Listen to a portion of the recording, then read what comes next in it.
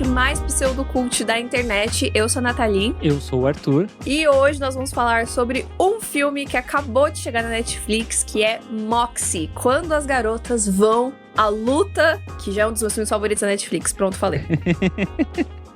Olha só, surpreendendo 0 pessoas, imagino. Surpreendendo 0 pessoas, provavelmente, sim. Pra quem me conhece, 0 surpresa. Mas antes da gente falar sobre o filme, que vai ter uma parte sem spoilers, pra te convencer a assistir Moxie, se você ainda não assistiu, e depois tem uma parte com spoilers. Se é o seu primeiro podcast que você tá escutando, siga a gente lá no Instagram, @tênisverdecast, que a gente sempre avisa quando tá saindo episódio novo, e também avisa quando estamos gravando ao vivaço os podcasts na Twitch. É twitch.tv/tênisverde. Toda segunda-feira, às 8 da noite, rola a gravação do podcast ao vivo. Você pode conversar com a gente, interagir com o chat. E toda sexta tem o Boletim do Hype, que a gente comenta as principais notícias da semana do mundo da cultura pop, mas isso fica só lá na Twitch. Então segue a gente lá, segue no Instagram e segue os nossos pessoais, que é @senhor_art e @natfanatic.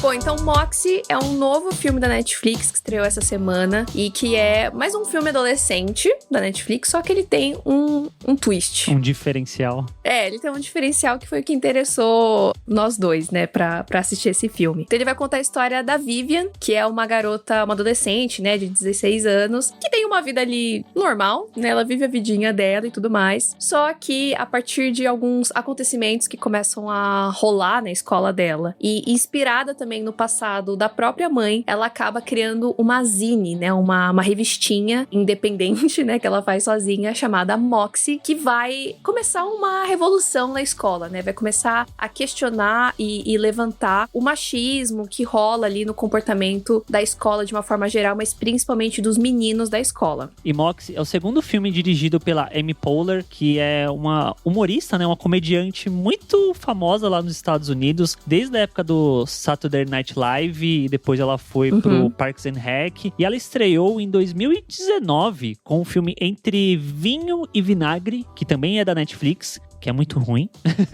É muito ruim, nossa. É um filme muito difícil. A gente assistiu junto, né? Acho que ano passado. Nossa, filme doloroso de assistir, muito ruim. Mas, surpreendentemente, Moxie é um salto de qualidade absurdo, tanto por conta da narrativa, mas de direção também. Ela melhorou bastante. Não sei o que você acha sobre isso.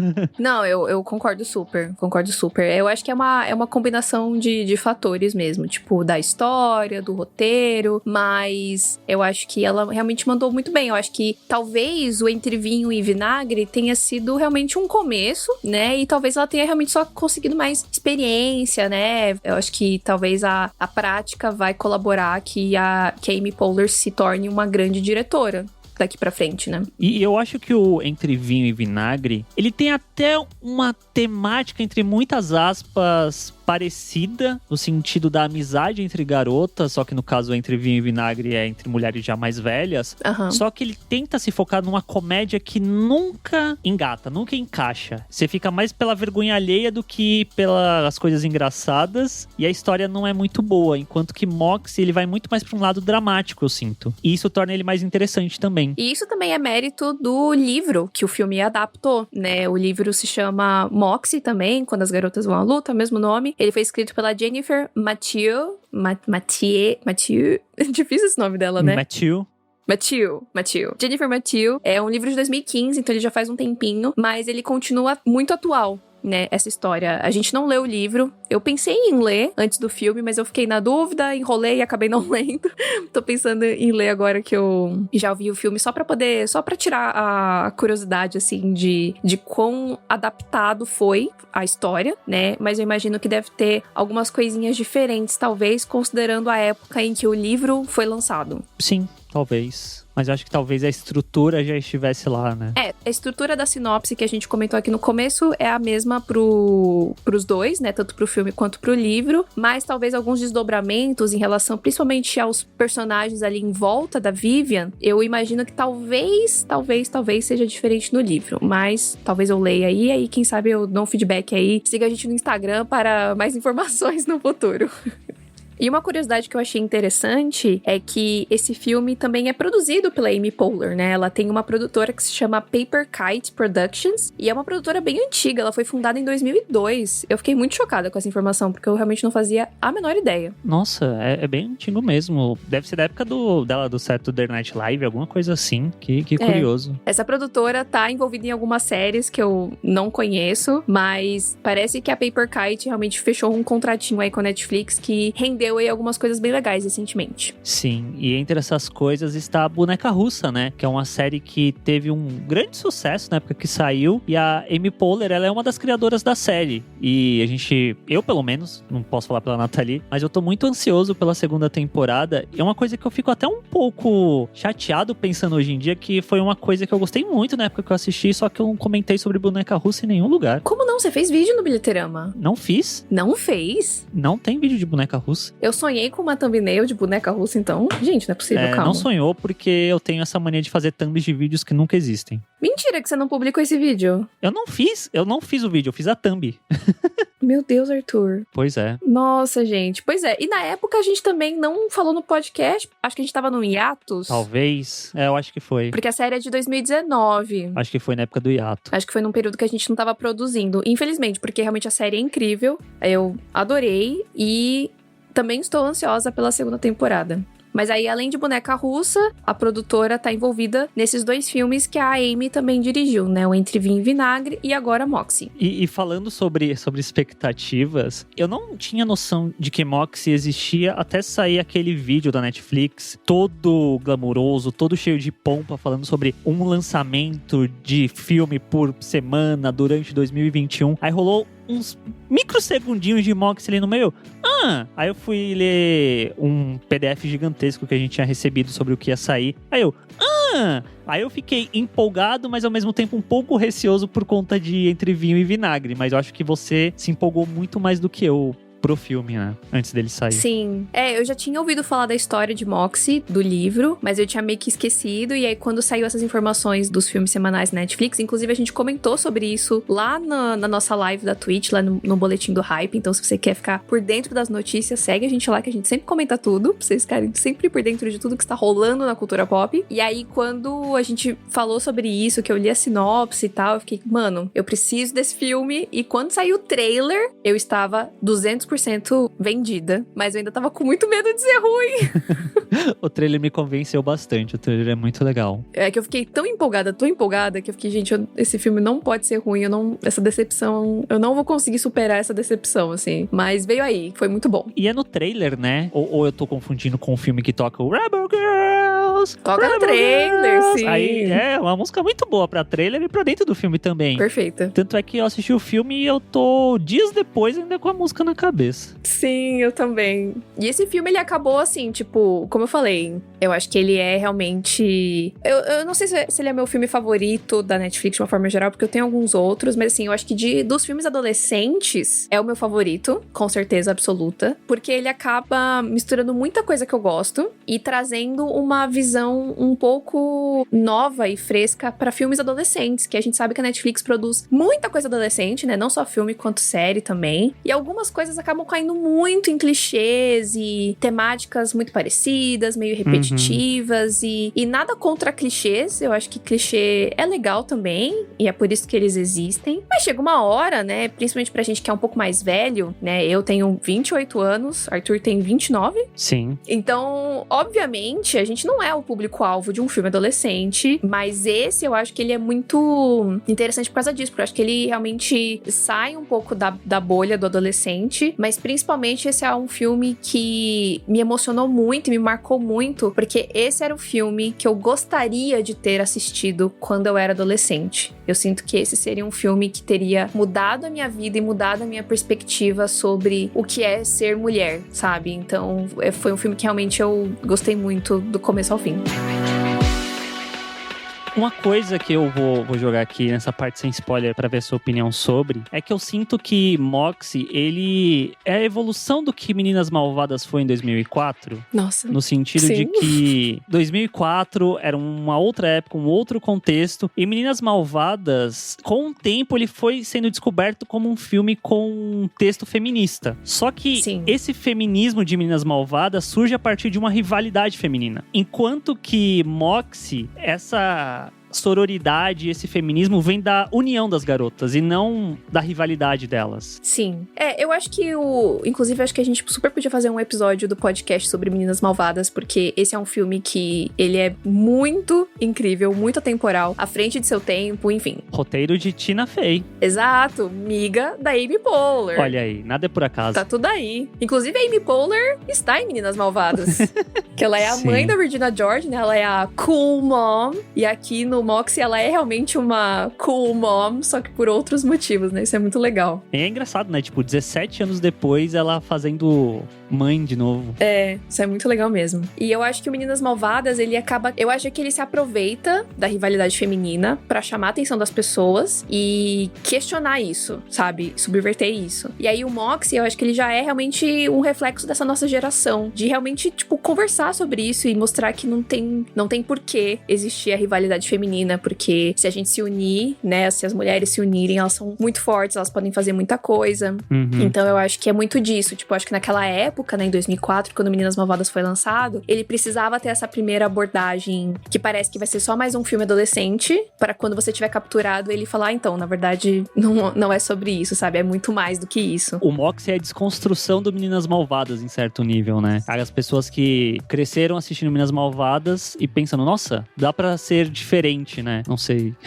Não, eu acho que sim, eu acho que tem a ver esse paralelo. Mas, gente, por favor, entendam, Meninas Malvadas segue perfeito. Não, sim, Meninas Malvadas é incrível, é só uma evolução para o melhor, sabe? Não que Meninas Malvadas seja ruim. É que eu acho que a principal diferença é que Meninas Malvadas, ela é mais satírico em seu texto e Moxie não vai por esse caminho. Com certeza, com certeza. Meninas Malvadas, ele é muito mais pautado na comédia, enquanto o Moxie, ele tem uma leveza, principalmente pela personagem da Amy Poehler, né? Pela mãe, mas de resto, ele é um filme bastante sério e bastante dramático, né? Eu chorei bencas ao longo do filme, e especialmente no final, assim, então é diferente, mas de fato eu acho que dá pra fazer essa conexão, assim, né? Que um filme pode ser, que o Moxie pode ser a evolução do Meninas Malvadas. E pelo menos o medo que a gente tinha em relação à direção da Amy Poehler, eles caíram por terra, né? Eu acho que ela mandou muito bem, como a gente já falou, né? E isso somado à história, a trilha sonora, os atores, que são super cativantes. Ninguém é muito famoso, assim, do elenco. Então, eu acho que isso vai ser muito legal também pra carreira deles. Eu acho que todo mundo tá mandando muito bem. Tudo isso torna o filme muito cativante, né? Você fica muito preso ali na história.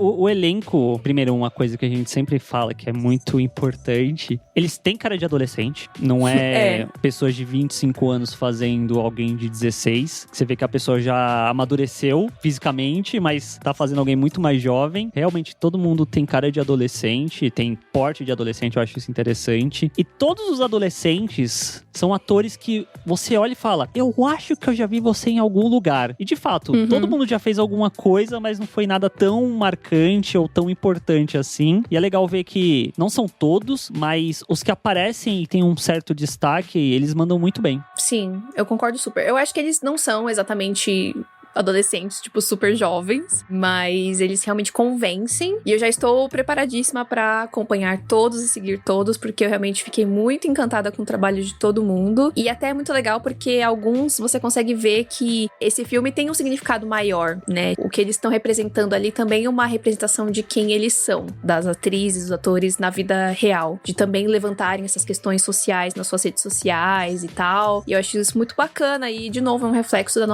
dessa geração mais jovem, né, que tá mais se manifestando mais sobre as coisas, né, falando mais sobre os assuntos e questionando, que é muito o que o filme faz, né, que é questionar as coisas, não se contentar, não empurrar tudo com a barriga, tipo, é assim, sempre foi assim, então vamos deixar assim, tipo, se tá ruim, por que vai deixar assim, né, então eu acho que isso é muito legal. É como se a nossa geração, minha e da Nathalie, fosse uma geração que meio que aceita as coisas, pensando mais na época que a gente era mais jovem, e a geração mais atual, ela já é mais consciente, mais acordada para essas questões, né? De debater, questionar, desconstruir certos padrões da sociedade. Isso é muito importante para as próximas gerações que estão vindo e para nossa mesmo, da gente repensar certos questionamentos que a gente tinha e que achou que porque era isso e seguir a vida, quando na verdade não. Que vai direto com o que você falou. Se fosse um filme que a Nathalie adolescente tivesse assistido, ela teria toda uma outra concepção de vida depois dele, provavelmente. Com certeza.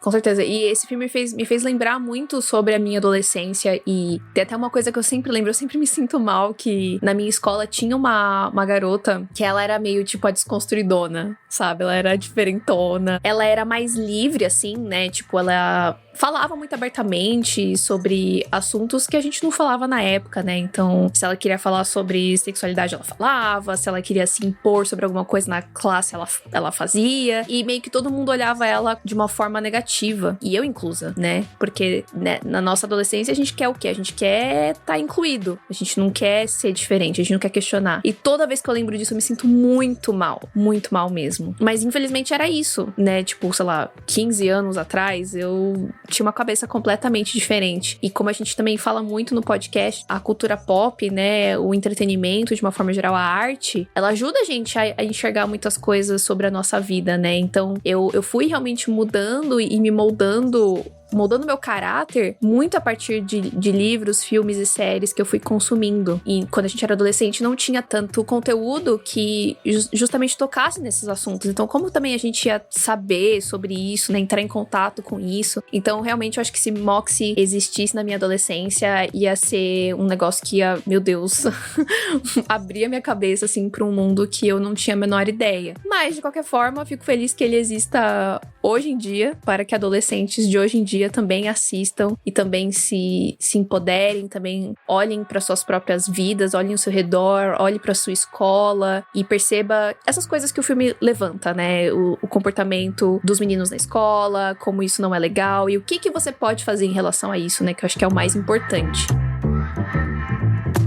Bom, então esses são os nossos comentários sem spoiler, né? A gente espera muito que vocês assistam Moxie. Então, se você não assistiu ainda, vai lá, assiste. Depois você volta aqui, por favor. Você ouve o resto do episódio, porque agora a gente vai entrar em spoiler. A gente vai comentar realmente sobre tudo que o filme aborda, que tem muita coisa legal pra conversar. Então, é isso. Assistam Moxie na Netflix.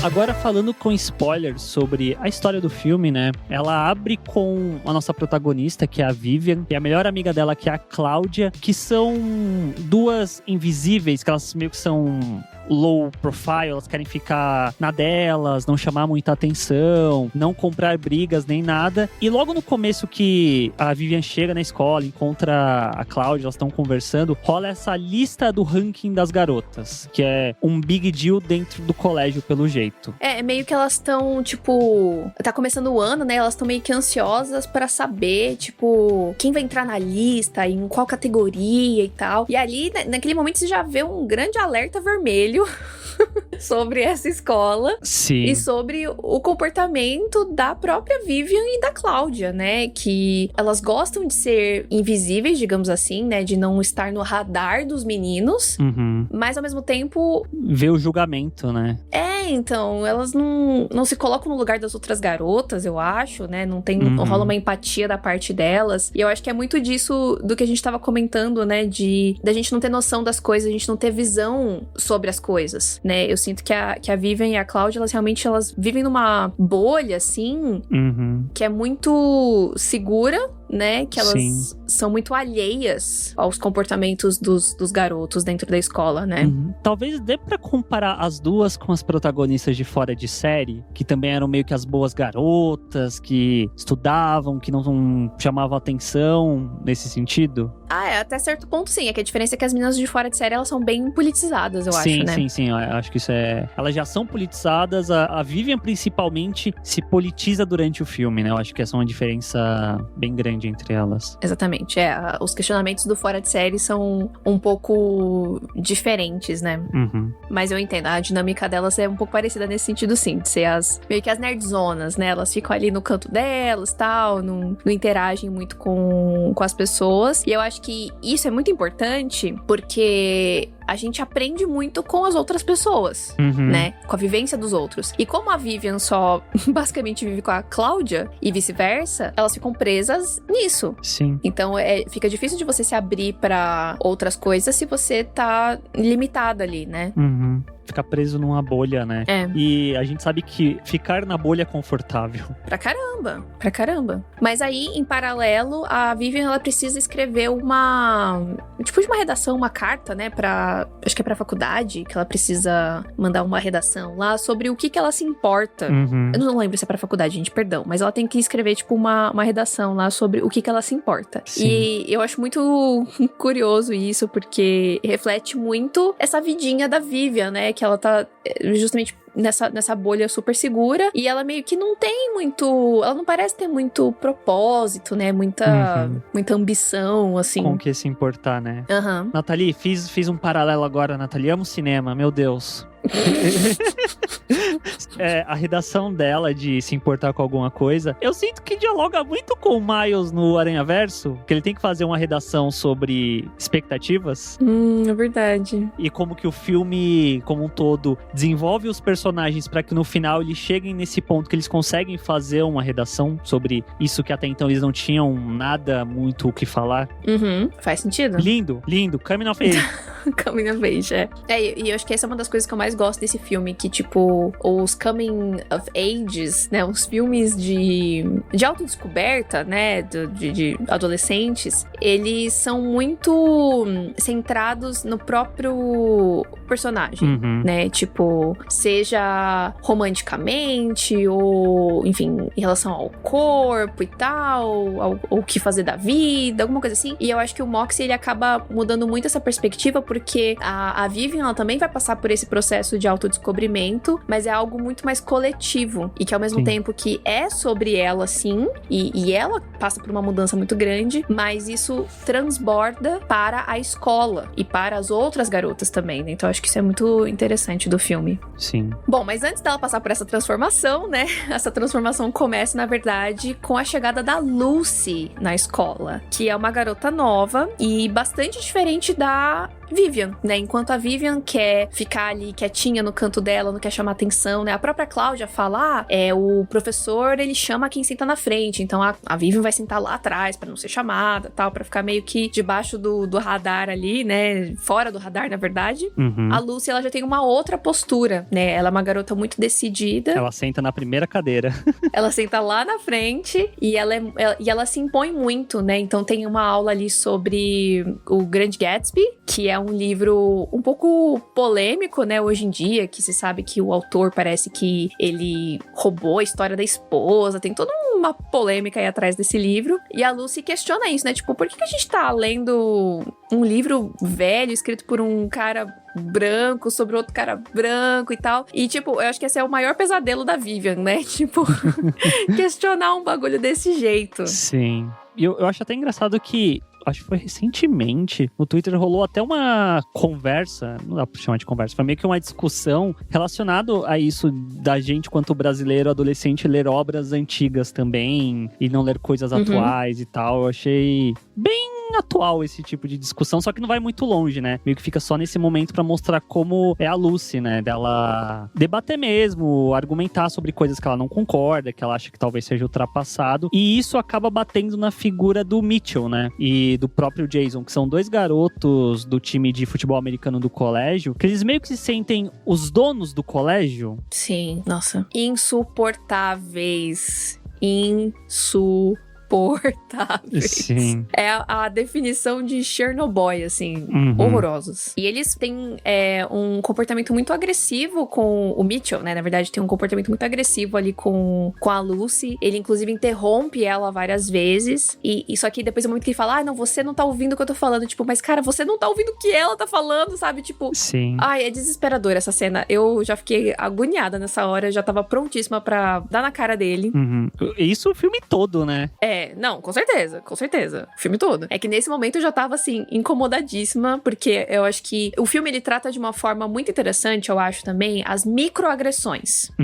Que eu acho que muita gente acaba não percebendo que o machismo, a misoginia, ela não é só feminicídio, né? Não é só o homem chegar lá e, enfim, violentar fisicamente uma mulher. Também tem a parte psicológica e também tem coisas, às vezes, que são muito pequenas e que passam meio despercebidas. Então, tem esse momento do Mitchell interrompendo ali a fala da Lucy. Tem também no momento que eles estão entrando na sala, o Jason senta ali na cadeira antes da Caitlyn sentar, né? Ela acaba sentando no colo dele e rola, tipo, ela meio que revira os olhos. E você sente... Ali você já sente que é um comportamento constante do Jason. E depois a gente vai vendo ao longo do filme que ele repete várias vezes. Ele fica assediando a Caitlyn várias vezes. Então, é uma brincadeirinha, entre grandes aspas, mas é como a Lucy fala depois, né? É um comportamento perigoso. Sim. E eu acho que é muito importante isso que o filme vai mostrando, porque é justamente, tipo, às vezes uma garota que vai estar assistindo o filme, uma adolescente, ela vai olhar pra isso e falar assim, nossa, tem um garoto da minha escola que faz exatamente isso, todo dia, com a fulana de tal. E meio de colocar uma luz nisso, né? De que não é legal. E que esse é um comportamento errado. Sim, bastante. E isso de ser perigoso é muito importante ser dito, porque isso é um comportamento da sociedade como um todo, de tratar garotos como garotos, e esse comportamento e esse tipo de tratamento se manter na vida adulta. Mas é só um garoto. Mas ele não quis fazer isso. E o filme é importante mostrar que, às vezes, o colégio é o berço desse tipo de pessoa e de situação que deve ser combatido já logo no início, e não a sociedade e o colégio, no caso, ser leniente com um tipo de comportamento desse, porque a possibilidade disso se agravar em outras fases da vida é gigantesca. Sim, e é muito triste de perceber que a escola realmente não faz nada, né? A Lucy, ela vai até a diretora e fala pra ela, olha, eu tô sendo assediada pelo Mitchell, e aí a diretora, ela entra em colapso, né? Ela falou, não pode usar essa palavra, porque se você usar essa palavra, eu vou ter que fazer várias coisas aqui que eu não quero fazer, então vamos tentar resolver essa coisa de boa, não sei o quê. Nossa, essa cena é, assim, desesperadora. Principalmente por ser uma diretora mulher, né, que eu acho que isso é muito importante também, né, que o machismo, ele não tá única e exclusivamente em homens, é uma coisa que tá dentro de todo mundo, né, porque a gente foi criado e ensinado dentro da mesma sociedade machista, então todo mundo tem isso, né, não só homens, e de como ela vira as costas pra Lucy, né, e provavelmente pra todas as outras meninas da escola ou qualquer outra pessoa, né, porque a gente sabe também que esse tipo de bullying que garotos como o Mitchell fazem, não são feito só com garotas, né? Então, qualquer outro menino que seja mais sensível, frágil, tímido, enfim, tudo que não é másculo, né? Tá dentro do guarda-chuva de sofrer esse tipo de assédio, de bullying, de garotos com esse perfil, né? Sim. E aí tem um momento que eu acho que é um momento de grande virada, assim, no filme, em que a Vivian, ela percebe o que tá acontecendo com a Lucy e ela fala, tipo, deixa... Meio que não leva muito em consideração o que o Mitchell faz, não. Ele sempre foi assim. E aí tem, acho que a frase que é mais forte, assim, desse diálogo, que ela fala, só abaixa a cabeça e ele vai incomodar uma outra pessoa. Que eu acho que é uma fala muito triste da Vivian, né? De não querer cortar de não enxergar que o erro tá no Mitchell. E de que não adianta a Lucy abaixar a cabeça e seguir em frente, porque ele vai continuar incomodando e sendo escroto com outras pessoas. Sim. E é curioso como ela não vê, como ela não enxerga isso na fala dela, né? De que ela tá literalmente jogando essa bomba no colo de outra pessoa. É que isso vai muito com o fato dela realmente não se importar, né? Tipo, dela não ter algo com que se importar, dela sempre querer ficar fora do radar, dela achar que se o problema não é com ela, tá tudo bem. O que é muito errado. Sim. Por que eu vou me meter se o problema não é comigo, né? Tipo, deixa que seja o problema de uma outra pessoa. E aí a Lucy, como ela é incrível e muito guerreirinha, ela fala, não, eu vou manter a minha cabeça bem erguida. E segue. E aí a Vivian buga. E aí essa fala da Lucy sobre manter a cabeça erguida lembra a Vivian de uma frase de uma música que a mãe dela cantava pra ela, né? Tocava pra ela. E ela vai perguntar pra mãe dela, e é uma música que se chama Rebel Girl, do Bikini Kill, que é uma banda que faz parte de um movimento punk feminista underground dos anos 90, que é o Riot Girl. Movimento esse que a mãe da Vivian, né, a Alyssa, fazia parte, né? Então, ela era toda milituda quando era jovem, e aí a Vivian, ela vai ouvir a música, e ela vai dar uma olhada ali nas coisas da mãe dela. Sim. Né? E ela acaba lendo várias zines, né, várias revistinhas daquela época, que era uma forma muito comum, né, de poder falar sobre os assuntos e tudo mais. E ela vai absorvendo tudo aquilo, né, enquanto toca Rebel Girl de fundo. Incrível, perfeito. Amamos. Tema do filme. Com certeza. E aí vai implementando essas sementinhas na cabeça da Vivian. Ela já tava pensando no que ela se importa, e aí a Lucy fala aquilo, ela começa meio que... Vai abrindo a cabeça dela, né? Vai abrindo os olhos dela, e esse é um momento bastante importante em que ela lê essas revistas, né? Falando sobre a força da união de mulheres e tudo mais. E isso nos leva, né, ao estopim da Vivian, que é a apresentação do time de futebol americano do colégio, que tá rolando toda uma celebração pra eles aparecerem, tá? Os líderes de torcida lá, eles estão pra entrar dentro do ginásio, tá todo mundo lá sentado esperando, e a lista dita lá no começo do filme pela Cláudia, conversando com a Vivian, ela sai, ela é revelada, todo mundo recebe, e aí começa a causar todo um incômodo geral nas pessoas. Das garotas que a gente vai acompanhando ao longo do filme, né, as que são mais focadas, vão dando julgamentos, né, tipo, melhor bunda, melhor peito, e a Lucy, que tinha acabado de entrar, ela... Eu não lembro o que é que falam dela, acho que nunca dizem, na verdade, né? eles não falam, porque o que dá pra entender é que ela foi colocada como cunt, que é um palavrão, né, em inglês, que seria algo como vadia, algo assim, alguma palavra chula, assim. E eles nem falam a palavra no filme, porque eu acho que é uma palavra meio pesada, assim, dentro da linguagem deles. E ela é colocada, eles criaram essa categoria, né, horrorosa, pra colocar a Lucy, justamente porque o Mitchell já tava tendo esses conflitos com ela, né? Sim, isso mostra esse poder que eles têm dentro do colégio, né, de poder julgar qualquer um e sair impunes. Porque a Lucy vê isso, ela vai até a diretora e fala, você tá vendo isso daqui? E a diretora, de novo, faz, não... Nem tô vendo isso aí é internet não tem nada a ver. E a Vivian, ela fica inconformadíssima com isso. E nessa cena, inclusive, uma das garotas que é dito lá, melhor bunda, se eu não me engano, é o outro garoto que vai lá e ainda dá um tapa na bunda dela, não é? Sim. Tipo, horroroso, gente. Eu acho que o Mitchell, que na verdade dá um tapa na bunda da Kiera, e o Jason, quando ele entra no ginásio, tipo, ele arranca a camisa, ele se esfrega lá na Caitlyn, que é... a menina que ele assediou já lá no começo, que sentou no colo, não sei o quê. Então você vê que são comportamentos repetitivos e agressivos. E o que eu acho muito interessante dessa cena, da divulgação da lista, é que no começo do filme a gente vê a Cláudia e a Vivian falando sobre isso como algo legal. Sim. Tipo, com certeza a fulana vai ser votada de novo com o melhor bunda. Papapá. Parece que é um negócio super bacana. Só que quando a lista é revelada, a gente vê as reações das meninas. Sim. E o desconforto, e dá pra ver, né, claramente que elas ficam incomodadíssimas. Muito incomodadas. Então a Caitlyn, que ela é colocada como melhor peito, né? Ela fecha a blusa porque ela fica incomodada. A Kiera fica incomodada, que é a melhor bunda e tal. Então, tipo, é muito interessante que eu acho que é uma forma também da gente ver que a Vivian começa a enxergar isso de uma maneira diferente. E se eu não me engano, a Vivian é chamada de meio que boa moça, comportada, alguma coisa assim. Que nunca vai questionar nada, um negócio assim. Então eu acho muito interessante essa cena que, tipo, ela é muito... É uma cena muito difícil, eu considero, assim. É um momento extremamente desconfortável, mas que eu acho que é muito importante pra justamente colocar sobre uma outra ótica essa situação e mostrar que a Vivian tá começando a enxergar isso também. Né? Ela finalmente tá vendo com outros olhos.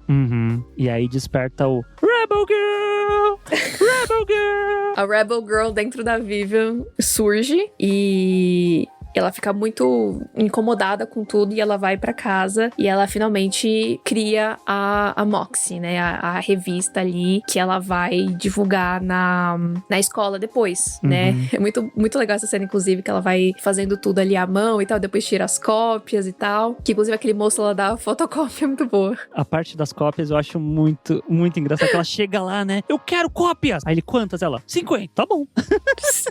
Eu achei muito bom isso. Eu acho legal que ele acaba se tornando um aliado também, né? Tipo, ele meio que vira um confidente ali da Moxie, né? Sim, sim. Ao longo do filme. Porque, em teoria, as únicas pessoas que sabem quem é a Moxie é ele, ela e depois o Seth, né? Mais pra frente. Sim. E, bom, ela coloca a revista ali no banheiro, né? Escondido, ninguém sabe que é ela. E na revista ela propõe que quem tiver a fim de apoiar esse movimento, né? Que desenhe na mão estrelas e corações pra aparecer no dia seguinte na escola e mostrar que apoia, que concorda com essas coisas que a Moxie levanta na revista, né? Sobre o comportamento machista na escola e tudo mais. E a gente vê meio que um pânico da parte da Vivian, tipo, de chegar no dia seguinte na escola e ficar com medo, né? Ela ficar procurando na mão das pessoas os desenhos e ela não vê em ninguém e ela vai pro banheiro e ela vai limpar a mão dela. Sim. E dá pra ver o quanto ela fica insegura, né? Tipo, ela tá querendo fazer alguma coisa, mas ao mesmo tempo ela tem muito medo, o que é muito normal. Sim. E aí aparece a Kiera e a Maya, né? Que são duas das garotas que... A Kiera, que tava na lista, que elas são do time de futebol feminino do colégio. E aí mostram as mãos, se apoiam ali. E a Vivian fica mais aliviada de ter alguém ali do lado dela, né? Já nesse ponto. Sim, ela sai do banheiro, ela começa a ver várias pessoas com o desenho nas mãos e tal. Então, tipo, começa ali um movimento realmente, né? Tipo, eu gosto muito que são passos, né? Uma coisa de cada vez. Porque dá pra ver que é uma cultura muito enraizada ali na escola, de uma forma geral, né? De aceitar esse tipo de coisa. Só que aí é exatamente isso. Tipo, quando alguém levanta a questão, as outras pessoas começam a perceber, né? Tipo, é verdade, né? Mas por que a gente nunca fez nada sobre isso, né? Acho que a gente poderia fazer alguma coisa sobre isso. Então é muito legal de ver essa construção também dessa revolução, né? Dentro da escola. Sim, sim. E tem, obviamente, a cena icônica, que é o momento em que a Vivian e a Lucy veem o desenho na mão do Seth, que eu acho essa cena, assim, incrível, perfeita, maravilhosa. Seth, incrível. Hey. E a gente nem comentou, mas o nome Moxie vem por conta que a diretora tá dando algum pronunciamento, né? Ela fala, sejam Moxie, não sei o quê. E a legenda traduziu como bravura, bravato, alguma coisa assim. Aí eu, tá, agora eu entendi o que é o Moxie significa. Que aí a Vivian vai e pega isso pra dar o nome da Zine. E aí, mesmo com tudo isso rolando, né, e mesmo com as pessoas mostrando apoio pra Moxie, a Vivian, ela segue no anonimato, né, ela não assume pra ninguém que ela é a Moxie, e eu acho que isso é mais um indicativo ali de que ela ainda não tava preparada pra realmente se impor de uma forma mais aberta, né, que é um processo. Então eu acho legal que tem essa jornada da Vivian indo aos poucos também, mas ela fica atenta, né, ao que as outras garotas dizem, e ela meio que vai usando a Moxie também pra poder dar voz pras outras garotas também. Pelo menos foi a impressão que eu tive, né? E aí eu acho que o filme faz isso de uma forma muito legal. Que apesar da Vivian ser a protagonista e ela ser uma garota branca e hétero, etc., eu acho que o filme também ele abre, dentro da medida do possível, espaço pra outras vozes e levantar outras questões. Então a gente tem a própria Lucy, né? Que é uma garota latina e que tem uma personalidade extremamente diferente da Vivian. A gente tem a Kiera e a Maya, que são duas garotas negras e que fazem parte do time de futebol feminino da escola, né? Que, inclusive, a gente entende em vários momentos do filme que é um time muito melhor e muito mais competente do que a porcaria do futebol americano dos garotos, que só perdem. Sim, mas demais. que, por serem os garotos, os reis da escola, eles são sempre enaltecidos, enquanto elas ficam se ferrando lá, que não conseguem nenhum uniforme bom. A gente tem também a CJ, que é a garota trans da escola, e que ela acaba se abrindo lá com as meninas e fala que as pessoas não querem usar o nome que ela escolheu, né? E que isso é muito frustrante pra qualquer pessoa trans, né? Tem a Caitlyn também, que a gente já comentou sobre ela, que tem um momento bem tenso também, quando ela tá com uma regata, e aí a diretora entra na sala e fala, então você não tem algo pra se cobrir? Horroroso essa cena. Sim. E aí, quando ela fala que não, a diretora manda ela pra casa por causa da regata que ela tá usando. Que é uma outra coisa também que vai... desencadear um protesto, né, por parte das garotas do colégio. Exatamente, que é muito legal também essa cena. Sim. A gente tem a Emma também, que é a líder de torcida ali, que ela é toda, né, ela namorava o Mitchell, né, ela é toda perfeitinha e tudo mais. E ela tá sempre ali meio que não fazendo parte, né, ela tá sempre à espreita ali do grupo das meninas que estão se reunindo ali por conta da Moxie, mas que vai ter um desenvolvimento, né, uma importância ali mais pro final. Uhum. E por último tem a Cláudia, que é a melhor amiga da Vivian, que a gente já comentou aqui também, e que ela apresenta um ponto muito interessante do filme, que é uma outra perspectiva sobre essa questão do ativismo, né, e de você se impor, que é quando a pessoa não pode necessariamente se impor. Uhum. Então a Cláudia e a Vivian, elas são amigas há muito tempo, né, desde bem novinhas e tal, mas elas são diferentes, né, a Cláudia, ela é uma garota asiática, e a gente vai percebendo que ela tá vendo essa movimentação toda da Moxie, mas ela não pode arriscar tanto quanto a Vivian arrisca. Sim. Né? Uhum. No começo, parece que ela tá incomodada, mas é uma coisa que eu acho interessante da construção da Cláudia, é que você vê que aonde ela pode ajudar no que diz respeito à personalidade dela, como ela é, ela ajuda. A diretora ia proibir o Moxie porque não era um clube aprovado pelo colégio. Ela vai lá e aprova o Moxie pra isso não acontecer. Essas pequenas coisinhas que ela vai fazendo ajudam muito também as meninas e o Moxie a continuar existindo. Mas é o que ela, até onde ela pode ir. E isso incomoda a Vivi em alguns momentos, porque ela acha que a Cláudia simplesmente não se importa, quando na verdade tem todo um motivo grande por trás de tudo isso. Uhum. E eu acho isso um ponto muito importante, porque da mesma forma que a gente tava falando sobre como na nossa adolescência a gente não tinha muito noção das coisas, eu acho que também acontece um outro extremo hoje em dia, que é justamente esse excesso de informação. E eu acho que pode rolar uma coisa contrária, que é tipo, por que você não está falando nada? Por que você não faz alguma coisa? Sim. Você tem que fazer alguma coisa, você tem que militar e etc. E não dá pra se aplicar a todo mundo da mesma forma. Sim, vou citar BBB aqui, mas isso é um pouco o comportamento da Lumena dentro do Big Brother, que ela é negra, ativista, feminista, psicóloga, e lá dentro tudo pra ela é ativismo. E chegou num ponto que ela é tão incisiva em tudo que isso acaba sendo negativo em certo nível também. Sim. E também não necessariamente, tipo, de ser tudo ativismo, mas que em alguns momentos pode ser perigoso a pessoa se impor. É que eu acho que no filme fica de uma forma um pouco mais leve, né? Que é só uma questão da Cláudia ter essa pressão da família e tudo mais. Mas em alguns momentos, tipo, por exemplo, se for sair pra protestar na rua, certo? Se uma menina branca for protestar na rua, eu vou ser vista de uma forma. Agora, se um homem negro for protestar na rua, ele vai ser visto de uma outra forma. Sim. Então eu acho que isso também é uma outra coisa que é muito importante, né? Às vezes é uma questão de sobrevivência, segurança. A forma com que você vai protestar, como que você vai fazer, como que você vai se impor, né? Sem dúvida. É que no filme eu acho que eles não quiseram ir pra um lado muito, muito forte, mas eu acho que o que a Cláudia representa é um pouco isso, né? De a gente tem que lutar com o que a gente consegue também, né? Cada um tem algo a perder, né? E às vezes é algo muito maior, dependendo de quem você é. E é legal que a Cláudia, em determinado momento, joga meio que na cara da Vivian, né? Dos privilégios dela. Eu acho muito importante isso também. E aí, ainda falando sobre essa questão de militância, né? Um outro ponto que eu achei muito interessante foi uma conversa que a Vivian tem com a mãe dela quando elas estão jantando. E que a Vivian tá perguntando mais, né? Sobre essa questão de como que a mãe dela protestava e etc. E a Alissa comenta sobre como, naquela época dela, elas faziam muita coisa, mas elas também erravam muito, né? Sim. E eu gosto muito quando ela comenta principalmente sobre o fato de que elas não eram interseccionais o suficiente, que é uma coisa que se fala muito hoje em dia, né? Sobre o feminismo interseccional, que é justamente considerar que existem ramificações que não existe só um feminismo. E que não dá pra ser o feminismo que a mulher branca que lê um monte de livro luta, né? Que existe a vivência de uma mulher negra favelada, por exemplo, sabe? Existem as mulheres trans também. Sim. Então eu achei muito, muito interessante isso, e de mostrar também que a luta, ela é meio que... ela pode ir se transformando, né? Acho que as coisas vão...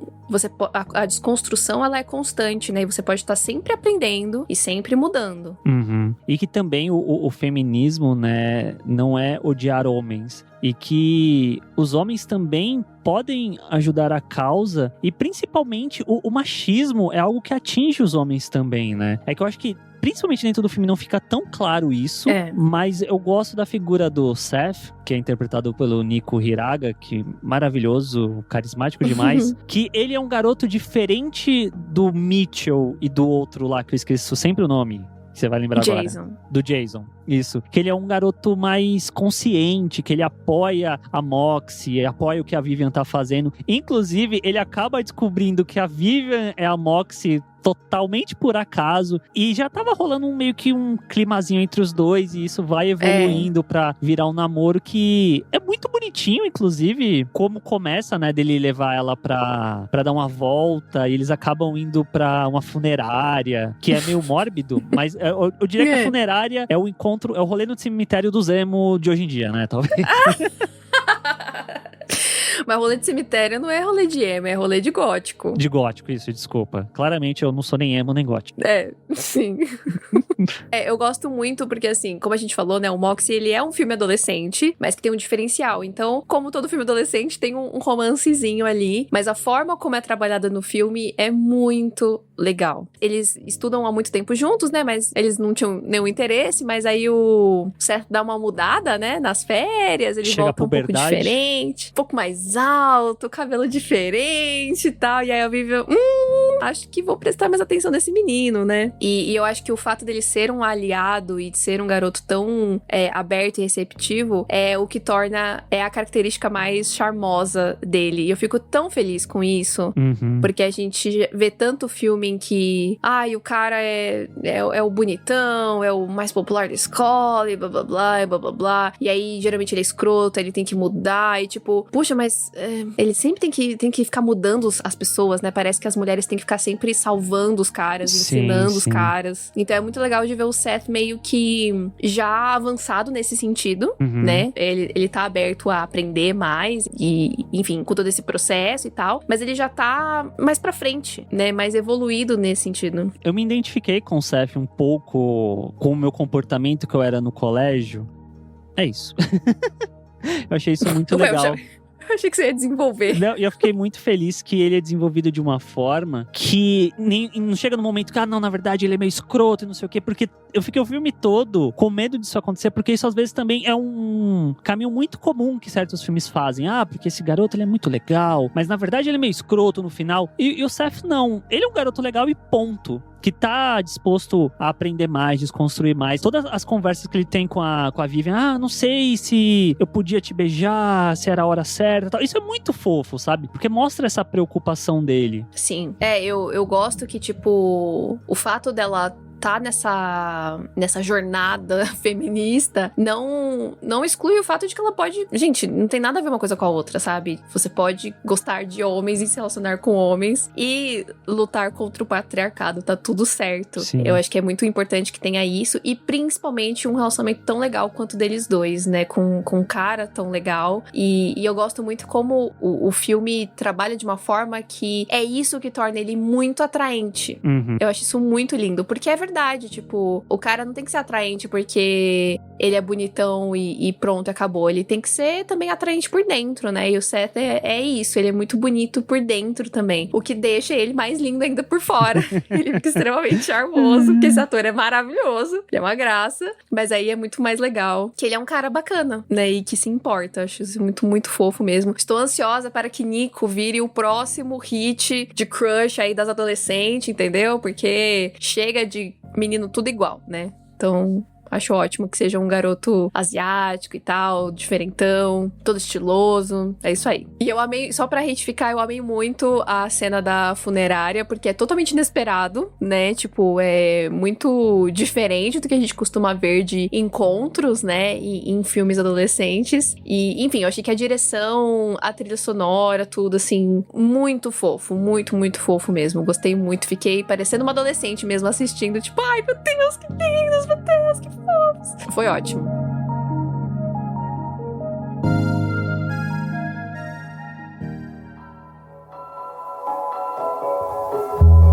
E em paralelo também tem o relacionamento da Lisa, né, da mãe, com o John, que é o menino do Agents of S.H.I.E.L.D., né, menino homem, na verdade. Como é que chama o personagem dele? O agente Coulson. O Coulson, de Agents of S.H.I.E.L.D. Eles se encontram ali no mercado e tal, rola um negócio ali, e a Vivian fala, então, acho que ele tá flertando com você lá, é mesmo? E eles acabam desenvolvendo um relacionamento, e eu gosto muito disso também, que eu acho que corrobora com essa questão de, se você é feminista, isso não quer dizer que você necessariamente odeia homens, e eu gosto muito quando tem um confronto ali, né, entre a Alyssa e a Vivian, que a Vivian questiona o fato dela tá namorando e tal, e a Alyssa fala, tipo, cara, eu me senti sozinha, sabe? Ela é um ser humano. Sim. Ela é uma mulher. E ela tem o direito de ser amada também. Então, eu gostei bastante desse toque. É porque a briga acontece depois da Vivian não lidar bem com o bagulho, né?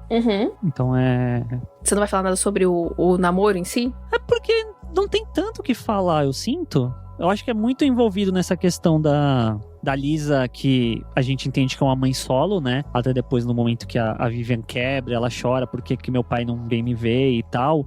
E a gente, às vezes, esquece que nossos pais são seres humanos também. E deve ser ainda mais solitário ser um pai solo ou uma mãe solo. Que a vida é, às vezes, trabalhar e cuidar do filho, trabalhar e cuidar do filho. E a Lisa, ela sente essa conexão com o John em algum nível. Eu acho que isso é um ponto legal do filme. E provavelmente esse foi o primeiro momento que ela se viu, talvez, livre, né? Tipo, puta, minha filha já tá, né, com 16 anos, ela se vira sozinha, eu posso pensar um pouco mais em mim. E durante o filme, em paralelo, chega um momento que rola uma competição, né, para um estudante, o melhor estudante, o estudante exemplar do colégio, que vai ganhar uma bolsa de estudos e $10 mil de prêmio, e meio que era assumido que só o Mitchell ia concorrer e só o Mitchell ia ganhar, porque ele é o bambambam do colégio, só que as garotas decidem que a Kiera também vai concorrer. E é uma cena muito legal, né, que tá rolando lá numa das partidas, que a diretora, novamente, nossa, essa diretora, cara, tinha umas horas que... Ela é o dá vontade de dar uma rasteira. Ela toda hora botava empecilho, não pode rolar, vocês não tentaram a candidatura, precisa de 5 votos. Aí as garotas levantam uma por uma, não, eu voto na Kiera, eu também. E o Seth é o 5º voto, né, e fala, eu também. Perfeito! E a diretora fica com aquela cara de bunda, né, porque eu tenho que fazer. Aí a Kiera também entra na competição e a gente vê durante o filme as garotas que iam votar nela, tentando fazer todo... Como é que fala? Uma campanha, né? A campanha pra Kiera ganhar. Só que, frustrando todo mundo e talvez surpreendendo 0 pessoas, o Mitchell acaba ganhando e a Vivian fica revoltada. Sim. Eu acho que é interessante esse momento, que eu acho que ela fica muito esperançosa de que a gente tá lutando contra as coisas e tudo vai dar certo, e nem sempre é assim. Lutar quer dizer que você vai ganhar, né? Que vai dar tudo certo. Sim. Então acho que é aquela frustração, aquela perda que é importante pro futuro, né? Só que nesse momento ela não tá lidando muito bem com isso, né? Ela tinha levado uma champanhe lá pra celebrar, ela acaba ficando bebaça. Rola um desconforto ali com a mãe, né? Que ela descobre que ela tá namorando com o John e tal. E aí depois rola o tal do jantar com os 4, né? A Lisa, o John, a Vivian e o Seth. E a Vivian acaba, enfim, descontando em todo mundo ali sobre as próprias frustrações dela. E meio que é até engraçado, assim, que meio que sobe pra cabeça dela até, de certa forma, esse lance do feminismo, né? Tipo, ela começa a falar pro Seth, tipo, você acha que eu vou ser sua propriedade, não sei o quê? E, tipo, minha filha, não, calma, tá tudo... O menino tá do seu lado. Então é realmente um momento de um turbilhão ali de emoções dela, né? Bem adolescente, no caso. É uma queda importante pra personagem amadurecer também.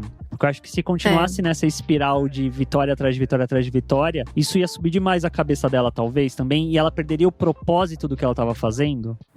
Entende? Acho que sim. E aí depois tem até uma sequência que eu acho muito legal, que ela fica com aquela ressaca, né? Tanto física quanto moral. E ela vai conversar com o Seth, e o Seth joga a real na cara dela, né? Tipo, olha, gosto de você e tal, mas isso não te dá o direito de me tratar da forma como você tratou.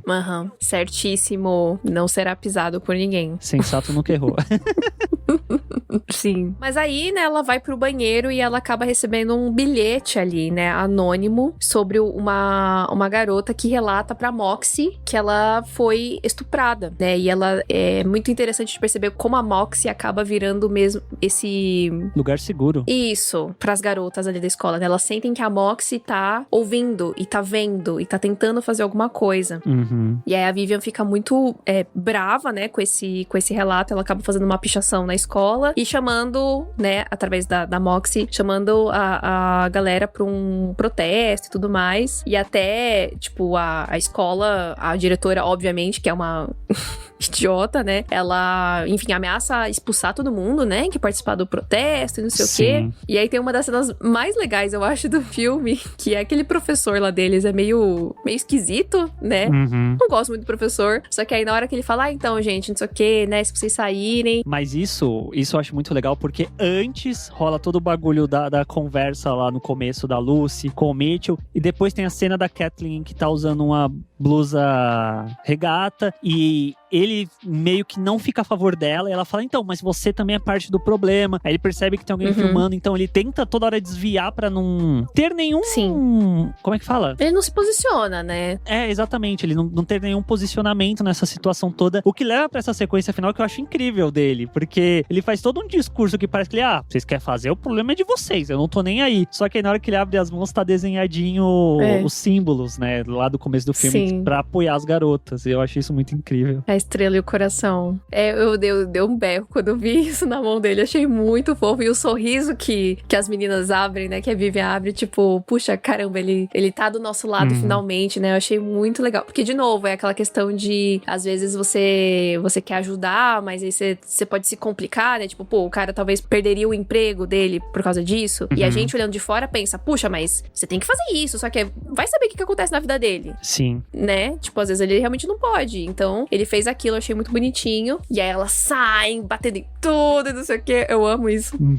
Inclusive a Vivian com a jaqueta lá da mãe e tal, suja da tinta vermelha, da pichação, não sei o que, bem rebeldezinha, né? Rebel Girl! Rebel Girl! E aí, a gente tem a cena do filme, né? Eu já tava assim, como eu falei, eu chorei bastante ao longo do filme todo, mas essa cena foi a que me destruiu. Que elas se reúnem ali fora, a Vivian finalmente se assume, né, como a Moxie e tudo mais. E aí começa a abrir um espaço ali de conversa, realmente, né? De dividir as coisas. E aí a Emma, que é a líder de torcida lá, que não tava envolvida com a Moxie, ela vai e assume que foi ela que escreveu o bilhete pra Moxie, né? Falando que tinha sido estuprada. E, pra surpresa de ninguém também, né? O estuprador, no caso, foi o Mitchell.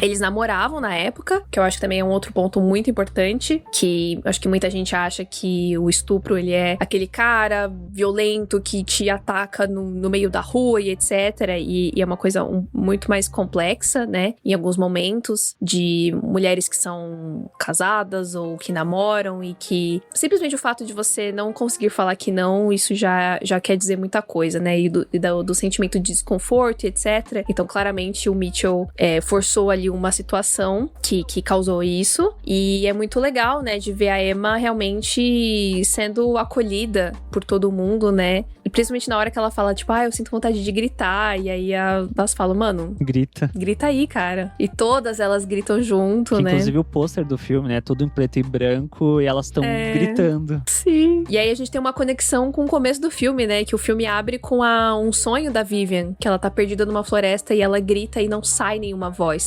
E aí nesse momento tem um flash desse sonho dela e a voz tá saindo. E ela tá gritando e tipo, é meio que um fechamento de ciclo ali, né? Meio que que a Vivian e todas essas garotas estão encontrando a própria voz, digamos assim, né?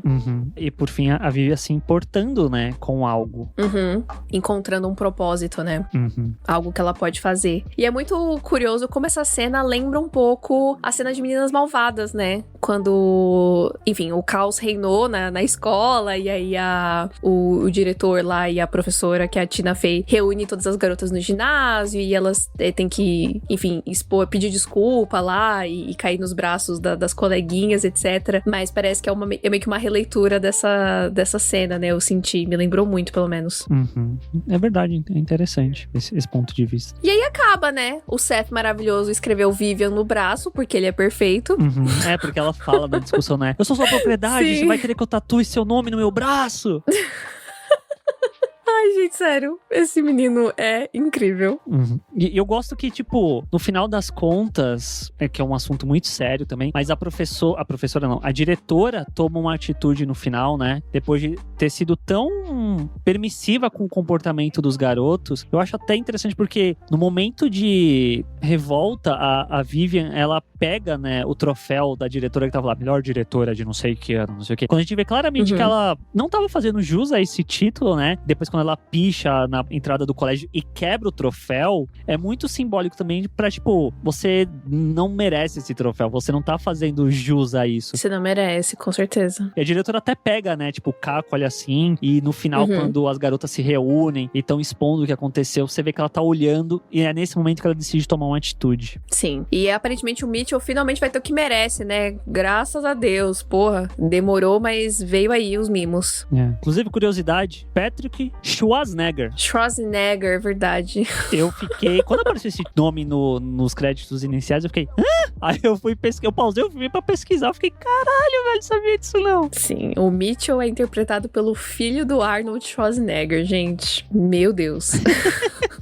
Que ponto chegamos. Sim. Bom, e aí o filme terminou com uma cena maravilhosa das meninas ali juntas, né? Ao som de o quê? Alala, do CSS, banda BR, mano. Que é isso, Amy Poehler? Essa trilha sonora, perfeita, nenhum defeito. Sério, icônica. Inclusive no momento em que a Vivian e o Seth, eles estão lá no carro e tá rolando todo um amorzinho ali e tal, que é muito fofo essa cena, meu Deus do céu, esse menino realmente é um pouco difícil não se apaixonar por ele, né? E tá tocando, tipo, uma versão meio acústica, assim, de Heaven, do Bryan Adams, né? Então, é uma trilha sonora que tem umas coisas que não são de agora. Não são músicas atuais, não são músicas popzeiras, mas que super combina com a vibe do filme, né? E quem sabe, né? Vai abrir aí pros jovens irem procurar essas músicas, né?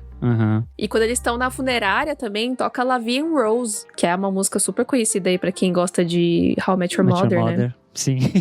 E também, se eu não me engano, tem no Wall-E, que ela toca em algum momento La Vie en Rose. Posso estar enganado, mas eu acho que toca. Ai, eu não... Acho que eu nunca vi esse filme inteiro. Mas, Moxie 2, acho que tem que vir aí, porque Seth merece ser mais enaltecido. Quem é Peter Kaczynski, não é verdade? Sim. Não, pera, Kavinsky.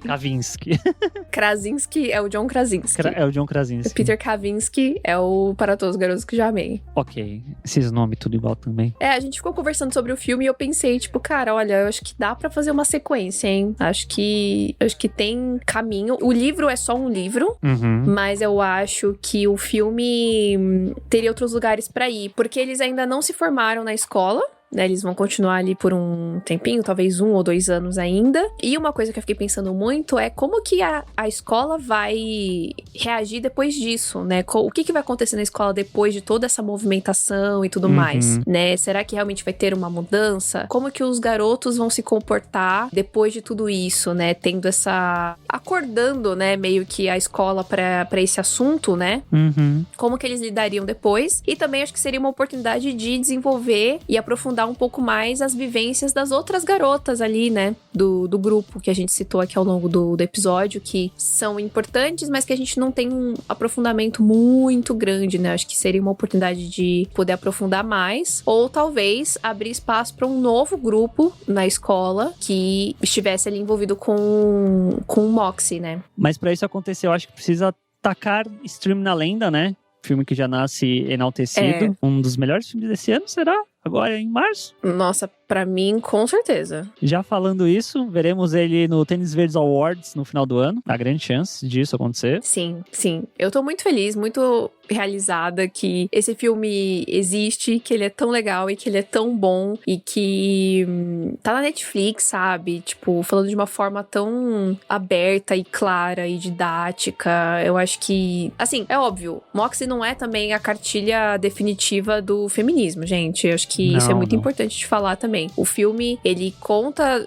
uma história de uma perspectiva muito específica, por isso até que eu acho também que seria legal uma sequência pra poder expandir essas conversas, porque é um assunto que é bem amplo, então eu acho que tem espaço pra isso, sendo, né, escrevendo um bom roteiro, eu acho que tem espaço, mas eu acho que é uma excelente porta de entrada. Então, por exemplo, esse movimento punk dos anos 90, tal, Riot Girl, era uma coisa que eu já tinha ouvido falar por cima, mas por conta desse filme eu fui pesquisar. E fui ler a respeito. Aí descobri que Bikini Kill é uma banda que é desse movimento. E eu amei a música, vou ouvir as outras músicas. Então, tipo, puxa, se outras garotas mais novas até do que eu se interessarem por isso e forem pesquisar sobre esse assunto, isso é muito legal, né? Eu espero realmente que o filme seja uma porta de entrada realmente pra que mais pessoas não só conheçam sobre o feminismo e, enfim, estudem sobre isso, mas que comecem a realmente olhar na vida, né? E perceber comportamentos, o que ela pode mudar, o que outras pessoas podem mudar e ir espalhando, né? Porque eu acho que no final das contas é isso. A gente não pode ficar parado, a gente tem que fazer alguma coisa. A gente faz o que a gente pode dentro das nossas capacidades e às vezes uma atitude pequena pode refletir de uma forma muito grande, né? Então eu acho que isso é muito importante.